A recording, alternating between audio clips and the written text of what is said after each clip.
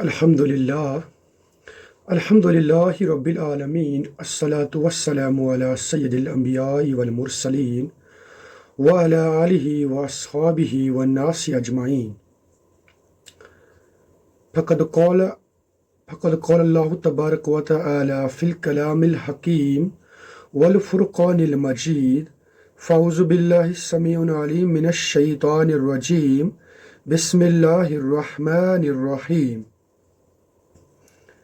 لقد سمع الله قول الذين قالوا إن الله فقير ونحن أغنياء سنكتب ما قالوا وقتلهم الأنبياء بغير حق ونقول ذوقوا عذاب الحريق. آمنت بالله صدق الله العلي العظيم.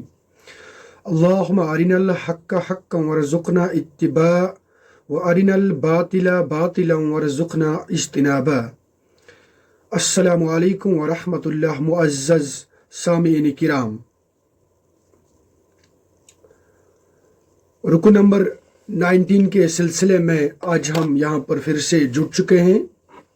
چنانچہ آپ کے پیش نظر یہ بات ہوگی کہ روئے سخن پچھلے کچھ رکوعات سے یہود یا اہل کتاب کی طرف ہے اور انہی سے پے در پہ خطابات کیا جا رہا ہے. اس کے ساتھ ساتھ غزوہ احد میں مسلمانوں کی طرف سے جو لغزشیں ہوئی تھیں ان پر بھی یہاں گرفت کی جا رہی ہے، ان کا تبصرہ یہاں پر پیش کیا جا رہا ہے، کیونکہ اللہ تبارک و تعالیٰ کو مقصود تھا کہ یہ جو ابھی نئی نئی جماعت پلتی اور بڑھتی جا رہی ہے، ان سے مجھے آگے کون سا بڑا کام لینا ہے.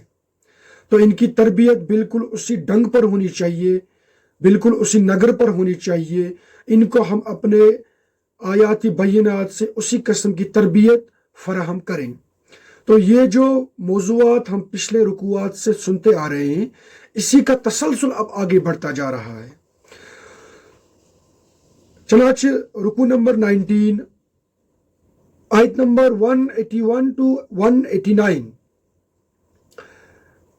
اس کے اندر جو احکامات وارد ہوئے ہیں، ہم سب سے پہلے اس کا مفہوم یا اس کا خلاصہ پیش کرتے ہیں اور اس کے بعد آیاتی بینات کا لفظ بلفظ یا آیت بآیت ترجمہ کر دیتے ہیں. آیت نمبر 181 to 183، یہاں پر جو خطاب ہے وہ یہودیوں کی طرف ہے. ان کے اشکالات کے جوابات دیے جا رہے ہیں. وہ جو بےہودگیاں کرتے تھے ان کا عقلی جواب اور تاریخی جواب یہاں پر فراہم کیا جاتا ہے. اس سلسلے میں سب سے پہلا تمسخر وہ یہ کرتے تھے کہ اللہ تبارک و تعالیٰ کی طرف سے جب آیت نازل ہوئی ایمان والوں کے لیے کہ اللہ کے راستے میں قرض دو، من ذا الذی یقرض اللہ قرضا حسنا، کون ہے آپ میں سے جو اللہ تبارک و تعالیٰ کو قرض دے گا.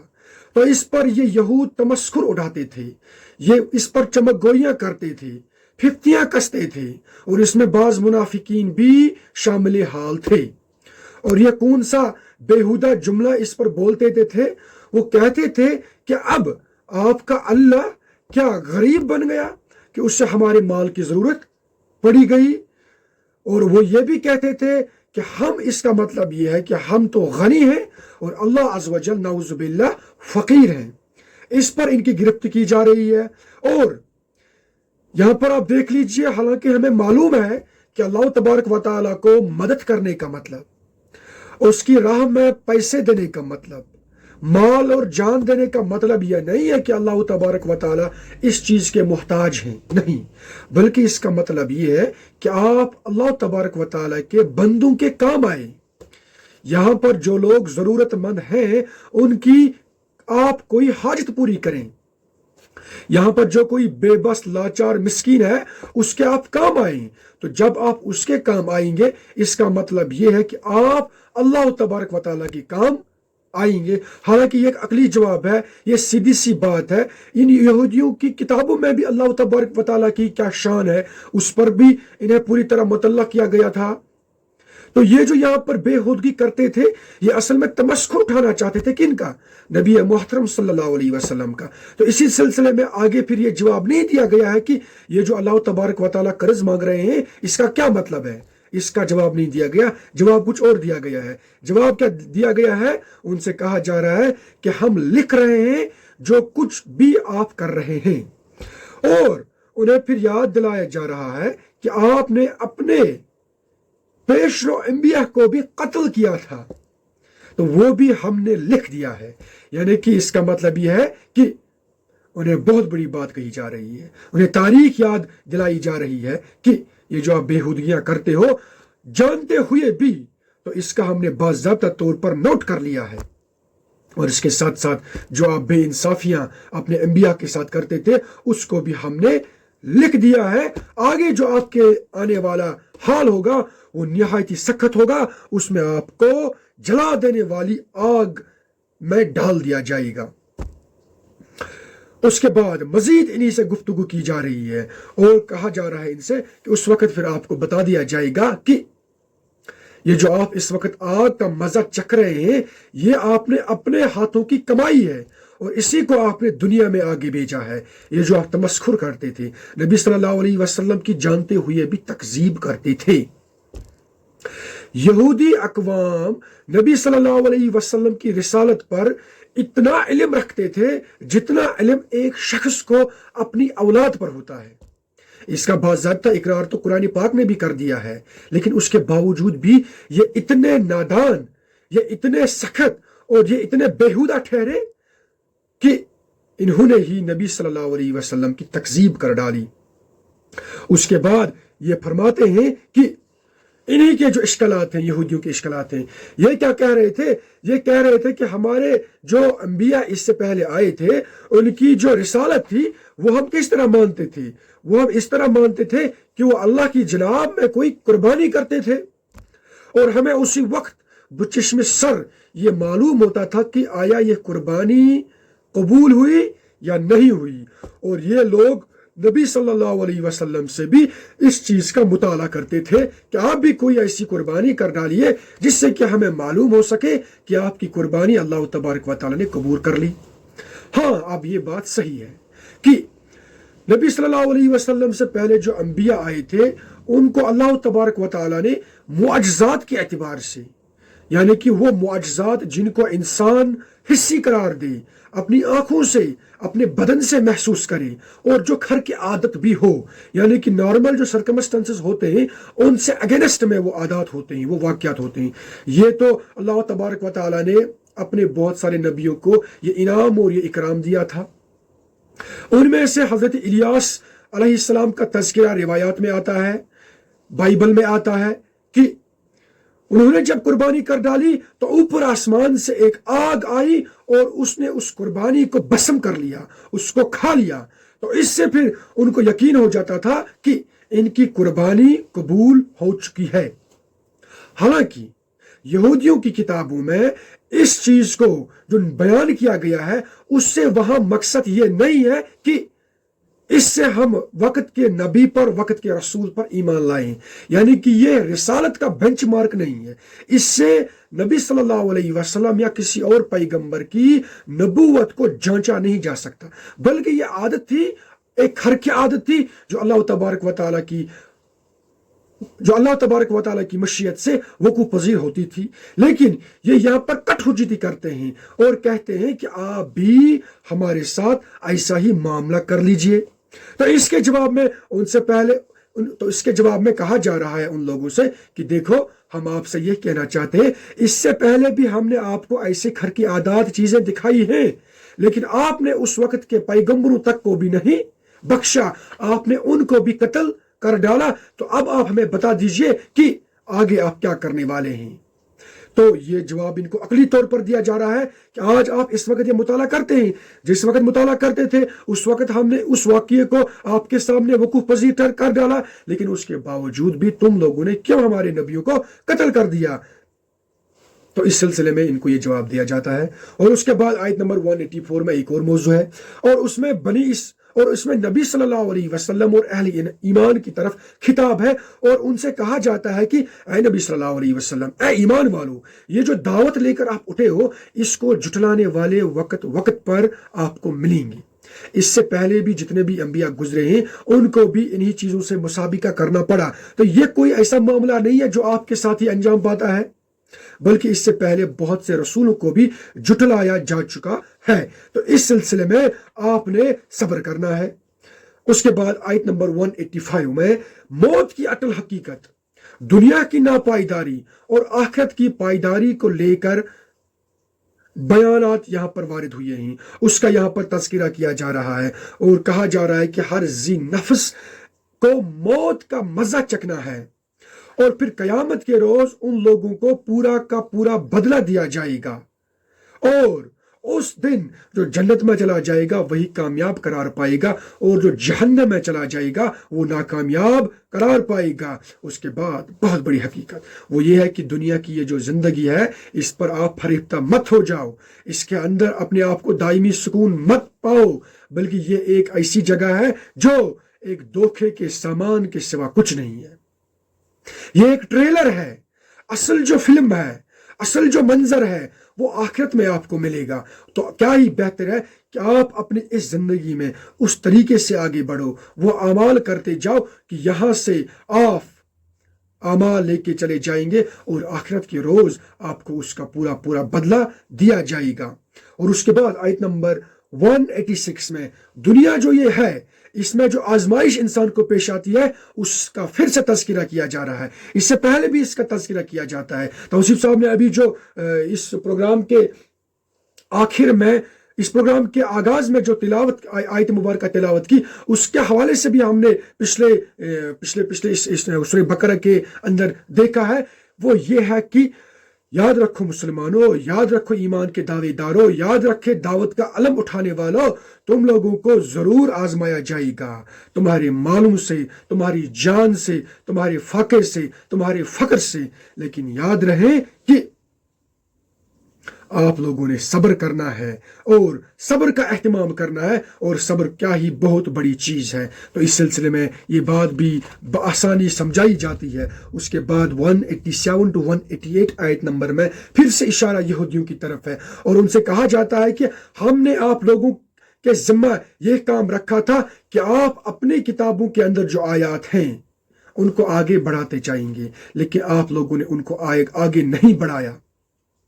نبی صلی اللہ علیہ وسلم کا جو تذکرہ ہے یہ ہم نے آپ کی کتابوں کے اندر بھی ڈالا تھا، اور آپ نے اسی چیز پر آگے چلنا تھا اور قرآن کی دعوت پر ایمان لانا تھا، لیکن تم لوگ اس پر ایمان نہیں لائے. تو آپ لوگوں نے چند حقیر مفادات کے عوض ہماری آیات کو جھٹلایا، ہماری آیات کا سودا کر لیا. تو یہ کتنی بہت بری شے ہے جس کا تم ارتکاب کرتے ہو. اس کے بعد 188 میں پھر سے ان کی طرف اشارہ ہے، اور ان کے متعلق کہا جاتا ہے کہ آپ ان کے متعلق خوش نہ ہو جائیے.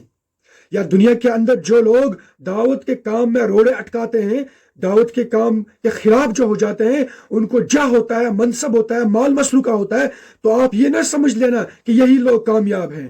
اور پھر یہاں پر انہی لوگوں کے حق میں ہم دیکھتے ہیں جلسے اور جلوسوں میں، ٹی وی اور اخبارات میں سپاس نامے پڑھ لیے جاتے ہیں، ان کی تعریفیں کی جاتی ہیں، حالانکہ ہمیں معلوم ہوتا ہے کہ یہ کتنے بڑے خائن ہوتے ہیں، یہ کتنے بڑے بدکار ہوتے ہیں، یہ کتنے بڑے شیطان ہوتے ہیں.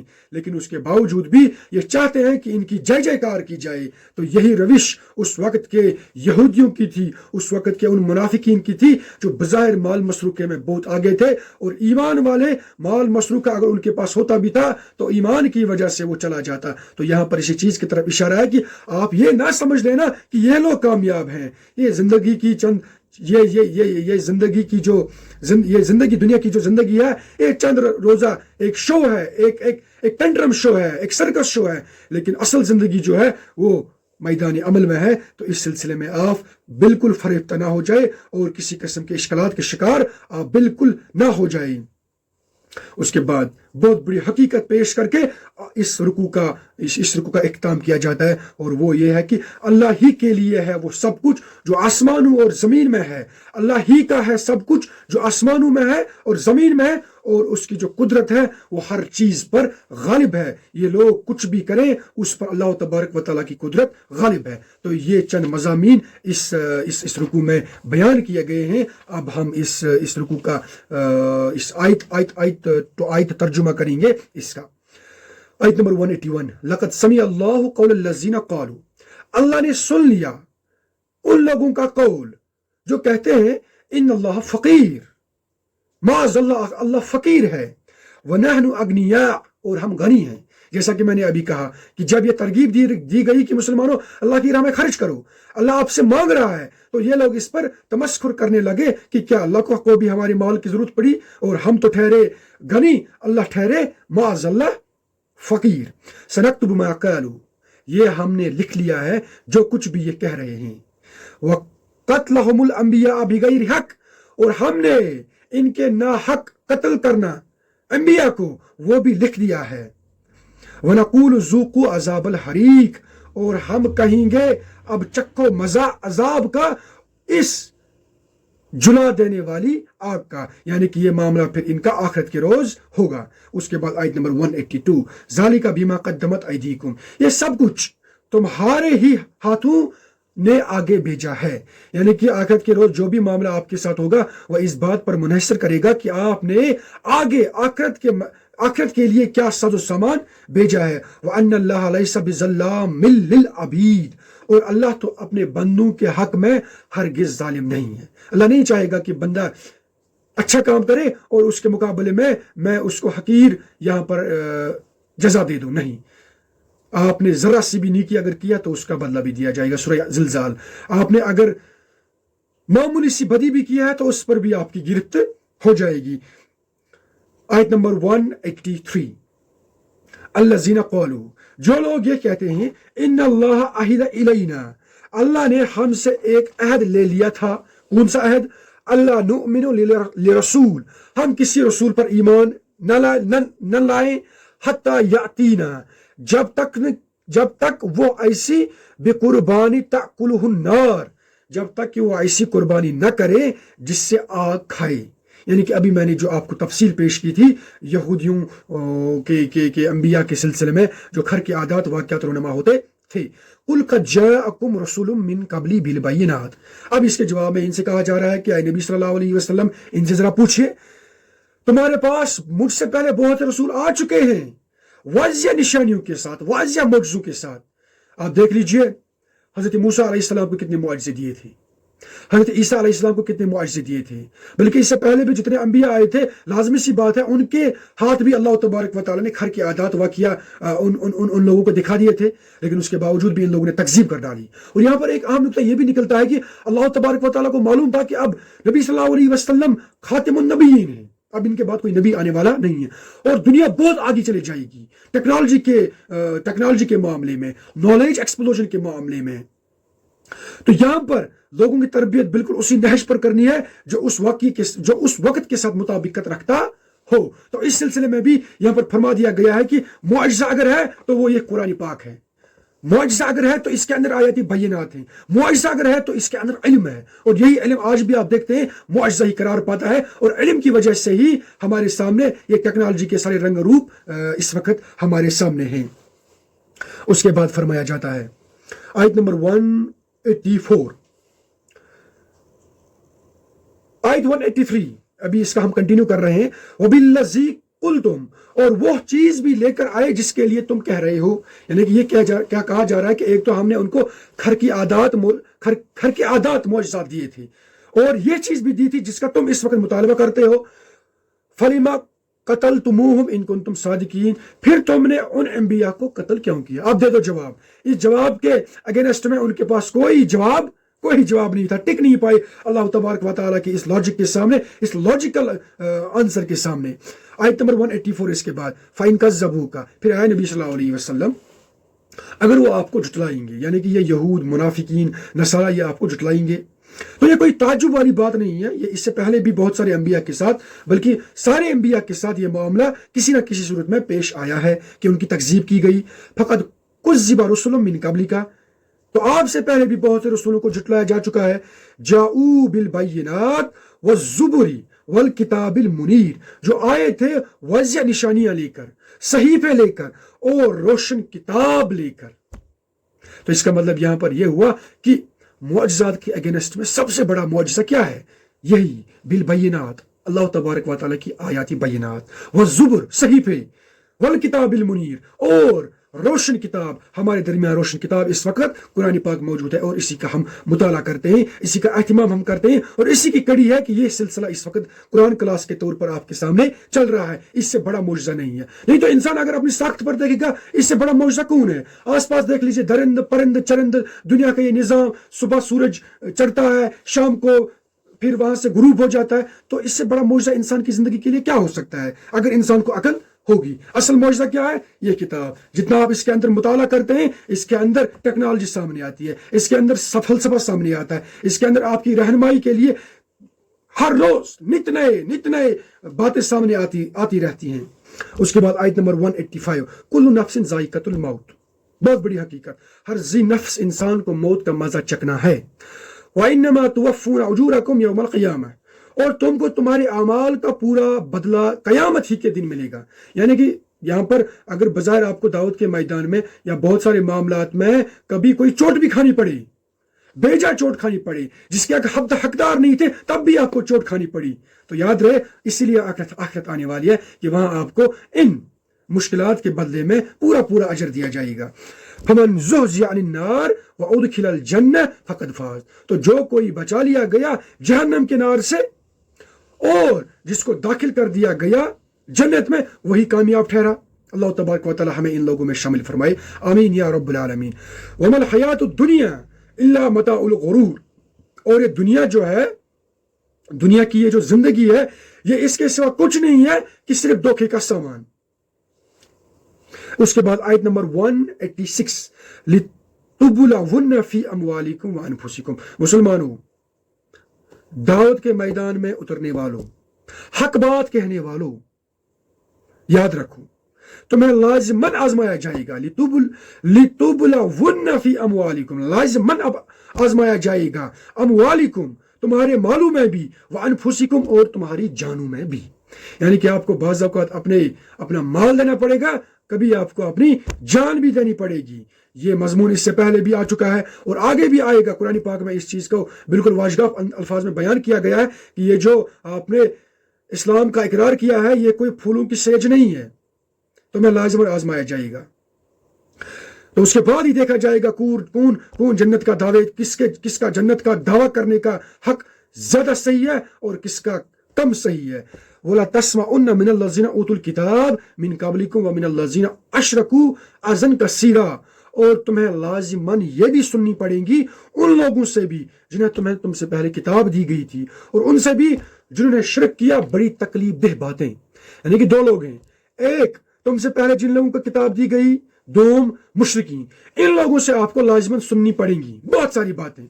आज कल के वाक़ियात अगर आप देखेंगे, यही दो ग्रुह, यही दो कौम इस वक्त मुसलमानों के खिलाफ बरसरी पेकार हैं। यही लोग कुरान के खिलाफ बोल रहे हैं, यही लोग नबी सल्लल्लाहु अलैहि वसल्लम की सीरत के खिलाफ बोलते हैं, यही लोग इस्लाम के नजरियात को तोड़ मरोड़ कर पेश करके इस पर एतराजात करते हैं। तो यहाँ कहा जा रहा है तुम्हें लाजिमन सुननी पड़ेगी। अब इसके मुकाबले में आपको कौन सी रविश इख्तियार करनी है? वाइन तस्बिरू, और अगर तुमने सब्र किया, यहाँ अगर तुम सब्र करते रहे, व तत्तकू, और तुमने तकवा की रविश इख्तियार की, ज़ालिका मिन अज़्मिल उमूर, तो ये बेशक बड़े हिम्मत के कामों में से है और आपको इसी का मुजाहिरा करना है। जज्बाती नहीं होना है, अलमी अंदाज में अपने काम को आगे बढ़ाना है, वक्त के तकाजों को देखना है, और जो इंसान जो कोई एतराज पेश करता है उसी के मुताबिक उसका जवाब देना है। वइज़ अख़ज़ल्लाह, आयत नंबर 187, वइज़ अख़ज़ल्लाह मीसाक़ल्लज़ीना ऊतुल किताब, और याद करो जब अल्लाह ने उन लोगों से एक कौल करार लिया था जिनको किताब दी गई थी, लितुबय्यिनुन्नहु लिन्नास, कि तुम लोग लाजमन इससे वाज़िह करोगे। यानी कि उस वक्त जो किताबें उन पर नाजिल की गई थी, उसके अंदर जो आयात है उनको लाजमन आगे आगे आगे पहुंचाते रहेंगे। वला तक्तुमूनहु, और छुपाएंगे नहीं। फनबज़ूहु वराअ ज़ुहूरिहिम, तो उन्होंने इस अहद को पस से पुश्त डाल दिया। वश्तरौ बिही समन कलीला, और इसकी बड़ी हकीर सी कीमत वसूल कर ली। चंद हकीर मफादात के एवज इन्होंने अपनी इन आयात को आगे नहीं पहुंचाया, बल्कि इनको तोड़ मरोड़ कर पेश किया, बल्कि इससे बदतर काम यह कर दिया कि उनके अंदर तहरीफें कर डाली। فبئس ما یشترون، تو بہت ہی بری شے ہے جو وہ حاصل کر رہے ہیں، یعنی کہ یہ کرتے ہوئے وہ کوئی اچھا صلہ پانے والے نہیں ہے، ان کا جو ٹھکانہ ہوگا وہ نہایت ہی سخت ہوگا۔ اس کے بعد آیت نمبر 188، لا تحسبن الذین یفرحون بما اتوا، اے ایمان والو آپ ان کے بارے میں خیال نہ کریں جو اپنے کیے پر خوش ہیں، یعنی کہ یہ فریبتا ہیں، آپ پر تمسخر اٹھاتے ہیں اور خود کہتے ہیں کہ ہم تو غنی ٹھہرے۔ وَيُحِبُّونَ أَن يَحْمَدُوا بِمَا لَمْ يَفْعَلُوا، اور اس سے بھی بڑھ کر یہ چاہتے ہیں کہ ان کی تعریفیں کی جائیں، ان کی واہ واہ کی جائے، ان کی جے جے کار کی جائے، ان کے نعرے لگائے جائے، حالانکہ ہوتے ہیں تو وہ بڑے ظالم لوگ ایسے کاموں پر جو انہوں نے کیے تک بھی نہیں ہوتے ہیں۔